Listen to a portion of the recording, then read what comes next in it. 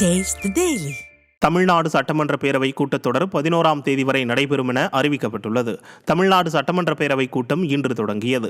இதில் எதிர்க்கட்சித் தலைவர் எடப்பாடி கே பழனிசாமி தலைமையில் பங்கேற்ற அதிமுக சட்டமன்ற உறுப்பினர்கள் அண்ணா பல்கலைக்கழக மாணவி விவகாரம் தொடர்பாக யார் அந்த சார் என்ற பேட்ஜ் அணிந்து கூட்டத்தில் பங்கேற்றனர். தொடர்ந்து அது தொடர்பாக கேள்வி எழுப்பிய அதிமுக உறுப்பினர்கள் அவைக்கு வெளியேயும் யார் அந்த சார் என்ற பதாகைகளை ஏந்தியும் முழக்கமிட்டும் திமுக அரசிற்கு கடும் எதிர்ப்பு தெரிவித்தனர். இந்த நிலையில் சட்டமன்ற பேரவை கூட்டத்தொடர் தொடர்ந்து 6 நாட்கள் நடைபெறும் என அறிவிக்கப்பட்டுள்ளது. கடலூர் ஆட்சியர் அலுவலகத்தில் மனு அளிக்க வந்த பொதுமக்களை உள்ளே அனுமதிக்காமல் திமுக அரசு அவமதித்தது.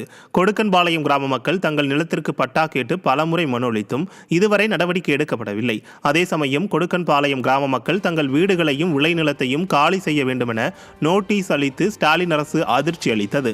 இதனால் அதிர்ச்சியடைந்த பொதுமக்கள் நியாயம் கேட்டு மாவட்ட ஆட்சியர் அலுவலகத்திற்கு வந்தனர். தகவல் அறிந்த அதிகாரிகள் 100க்கும் மேற்பட்ட ஏவல் துறையினரை அங்கு குவித்து மக்களை மனு கொடுக்க விடாமல் தடுத்தனர்.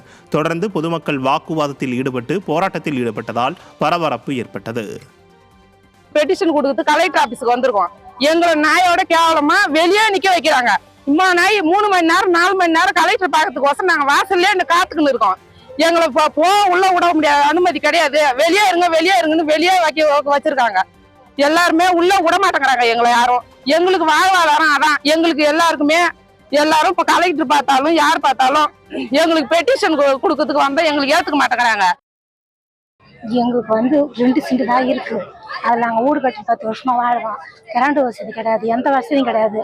நாங்கள் எதா இருந்தாலும் எங்களுக்கு அந்த வீட்டை விட்டுட்டா வேற வழி கிடையாது. எங்களுக்கு வீடு தான் தேவை. எங்களுக்கு மனக்குட்டு வேணும்.